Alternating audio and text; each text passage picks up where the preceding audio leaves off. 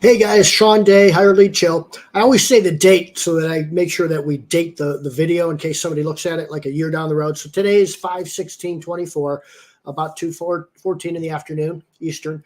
So I just made a video and posted it a day or two ago talking about how Dan Plata, a client of ours and a real good friend of mine, real good bud of mine, had dozens and dozens and dozens and dozens of interviews, hired 4 or 5 new people, and then has a waiting list of literally about 10 to 12 people that are highly qualified through our scoring system and screening processes. He's actually interviewed them and would hire them immediately if he had an opening. Even more than that, they love being on the waiting list because they're currently employed, most of them, if not all of them. So it's not insulting to interview somebody and tell them you cannot hire them right away. You're building a relationship with them. In fact, let's go over the process. I'll show you exactly what it looks like. Let me share my screen if I can here, and I'll give you the step-by-step on what this looks like. All right. So waiting list of employees, always be recruiting, ABCs. The one thing that you want to do is you want to make sure that you boost and get as much application flow as possible, whether you need 1 employee or 10 new hires. Budget a minimum of $300 to use on either Indeed or ZipRecruiter or Facebook or a combination of some things. I can go into how to budget. That's a different story though, but estimate out around $300. And then what you want to do is you want to make sure that you're screening them properly. What happens a lot of times if you're using something like Indeed, you get 100 applications, 200 applications, and all of a sudden, how do you get through all of them? You can use some silly questions that Indeed has, and they're not good. You've got to put a really good screening system together. Go ahead and set up a call with me, and I'll talk to you about how to set up good screening system questions. So properly screen them. It should all be automated on how you do it.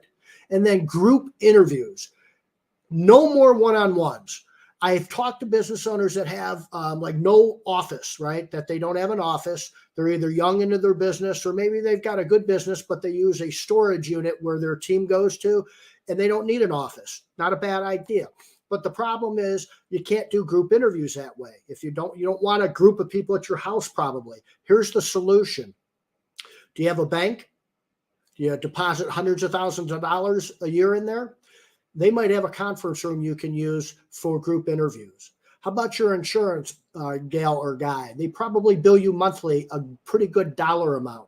I bet they have a conference room or a big office space area you can use, a library. Don't make an excuse that you cannot have group interviews. If you need help with that, call me, let me know, set something up on my calendar.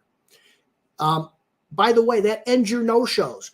If you set up group interviews and 8 people say they're showing up, you will get 1 to 3 to 4 people that will show up. No more nonsense about no-shows. Ends it.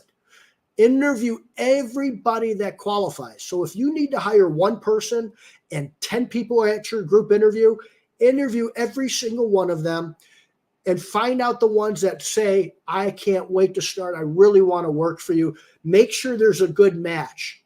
Make sure there's a good match. So hire the best one you think is going to work out for you if you need 1. If you need 2, hire 2.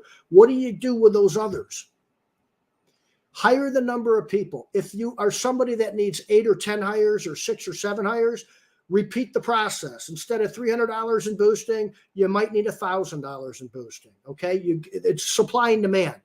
Whether you use us or you're doing it internally, your labor market dictates how much you need to boost and sponsor on different job boards. Number 6, continue engaging the others you interviewed but didn't hire, and let them know you'll hire them as soon as a spot opens. They've probably got a job already. Most people interviewing aren't like sitting on a couch at home. If they're actively interviewing and they're good and you've screened them properly and they're interviewing and taking the time to show up, they're probably a good employee that you're going to want to hire. The odds are good on that, okay? So almost everyone you interview can wait a couple weeks and sometimes a couple months. While they're waiting, do what Dan does. Hey, I just wanted to reach out to you, make sure you know, send a video. I did a webinar yesterday with Beth Eldridge, who is a CBS coach with Debbie Sardone's group. She is a mega influencer. She is constantly send out, hey, this is something new for us. What do you think of this? A little video, something, engage with them, just like you would do in marketing. They're waiting to work for you. They love what they heard in your group interview and you talked about your culture, where they fit into your company and how cool this is. They're sold. They're ready to work for you, but you need to continue to engage them. Let's say that your company is a residential home cleaning service and one technician produces $60,000 of revenue for you. They go out and they clean $60,000 worth of homes for you in a year. Or maybe you're a window cleaning company that has a technician that does $180,000 of revenue per year. What happens when you have 5 on the bench? Crank out your marketing, get as many clients as you can, get referrals from your current clients. Boom, you got it. So now you got 4 on your bench. You just hired one. You've got, if you're a residential home cleaner with 5 people on the bench, you've got $300,000 worth of revenue sitting on a bench, dying to work for you. If you're a window cleaning company, you've got $900,000 worth of people, producers, waiting to work for you. Crank out that marketing. As you start to build and hire, revenue starts to come in, reinvest that in your marketing if you need to. Reinvest it in doing more boosting and repeat this process. This is how you grow a business. If you need something, let me know. We can do all this for you, by the way. If you just want to chat with me, that's fine. I've got time. I want to chat with you. Schedule something on my calendar today. Let me help you in any way I can. That's what I'm here for. Thank you so much. I appreciate you guys listening, and I'll try to find out where I'm at and how to get out of here. Let's see. End recording.